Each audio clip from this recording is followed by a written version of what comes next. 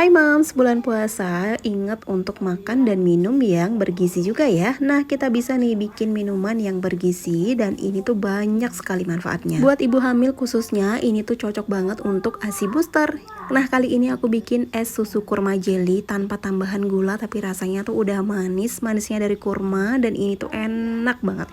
Bahan dan cara bikinnya juga gampang banget, jadi kalian pasti bisa bikin sendiri di rumah. Yang pertama kita siapin dulu nih kurmanya. Di sini kurma aku pakai sebanyak 250 gram, kemudian kita akan pisahkan daging dan kulitnya. Jadi dibelah dulu seperti ini, kemudian kita ambil bagian bijinya itu, lalu kita buang bijinya dan kita kumpulkan dagingnya di dalam satu wadah. Nah, kurang lebih caranya seperti ini ya teman-teman. Itu dagingnya kita belah dulu menggunakan pisau, baru kemudian diambil bijinya dan dipisahkan seperti ini. Nah, dikumpulkan bagian dagingnya semuanya dalam satu wadah. Kemudian ini akan kita rendam menggunakan air panas secukupnya. Dan dipastikan ya semua kurmanya itu benar-benar terendam dengan air. Bila perlu ditekan-tekan dan dirapikan menggunakan sendok seperti ini. Ini akan kita rendam minimal selama 1 jam. Nah, rendaman kurma ini tuh berlaku kalau kalian beli kurma itu yang teksturnya itu lebih keras ya. Kan ada kurma yang lembek seperti Tunisia, itu dia udah lembek, itu nggak perlu direndam, bisa langsung di blend aja. Nah, sambil menunggu kurmanya, kita di sini mau bikin Nutrigelnya dulu. Di sini aku sudah masukkan gula dan 1 bungkus Nutrijel yang rasa kurma ajwa. Kemudian diaduk-aduk merata seperti ini. Kalau gula dan juga Nutrigelnya sudah rata, baru kemudian kita tuang air sebanyak 700 ml. Jadi di sini aku bikinnya sesuai dengan takaran yang ada di belakang kemasan Nutrijel. Hanya saja untuk gulanya aku kurangi takarannya, aku cuma pakai 50 gram ya. Soalnya nanti dia dari kurmanya sendiri sudah manis. Kemudian dimasak sampai mendidih seperti ini, lalu kita matikan api, diaduk-aduk sebentar seperti ini supaya uapnya itu hilang. Kemudian ini akan kita diamkan, biarkan sampai Nutrigelnya ini set. Ini nggak aku pindahin dari dalam panci, aku biarin aja sampai padat di panci. Tapi kalau mau dipakai loyang atau dituang ke loyang juga bisa banget.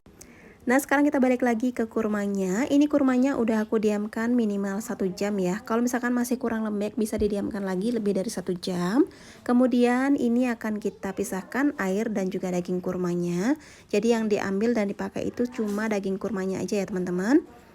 Nah, kemudian daging kurma yang sudah kita tiriskan ini akan kita masukkan ke dalam wadah blender karena ini akan kita haluskan ya teman-teman. Supaya lebih mudah menghaluskan, kita siapkan susu UHT. Di sini aku pakai 1000 ml, tapi nggak kita tuang semua, tuangnya secukupnya aja supaya membantu saja kurmanya untuk bisa halus. Jadi sisanya itu nanti kita tuang ketika adonannya sudah jadi atau minumannya sudah mau jadi. Kemudian tinggal dihaluskan saja kurma yang sudah ditambahkan dengan susu sampai cukup halus, kurang lebih sampai seperti ini. Ini sudah selesai ya dihaluskan kurmanya. Sekarang lanjut kita akan saring dulu karena ini kurmanya banyak sekali ampasnya.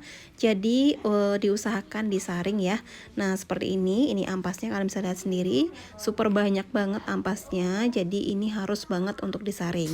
Nah, kurma saringnya kita sisihkan dulu, kemudian kita lanjut lagi ke jelly yang sudah kita diamkan tadi. Ini jelinya sudah set atau sudah keras, kemudian kita potong-potong dulu. Kenapa ini dipotong? Karena akan aku parut ya. Jadi biar lebih mudah dibentuk aja atau dipotong aja kecil-kecil seperti ini. Kemudian ini tinggal diparut aja. Kalau nggak mau diparut bisa banget kok dipotong ya teman-teman. Jadi dipotong dibentuk kotak atau dibentuk apapun, terserah kalian aja. Kalau di sini aku mau teksturnya tuh kecil-kecil, jadi aku parut menggunakan parutan keju. Nah, ini jelinya karena udah selesai diparut, sekarang tinggal kita campurin aja semua bahannya. Jadi kurma yang sudah disaring tadi dimasukkan semua. Kemudian kita tambahkan juga sisa susu yang sisa susu yang 1000 ml tadi itu. Kemudian ini tinggal diaduk-aduk merata saja. Udah deh, es susu kurma jelinya udah jadi. Hasilnya seperti ini. Dan kalau misalkan mau dipakai untuk ide jualan ini bisa banget ya bun.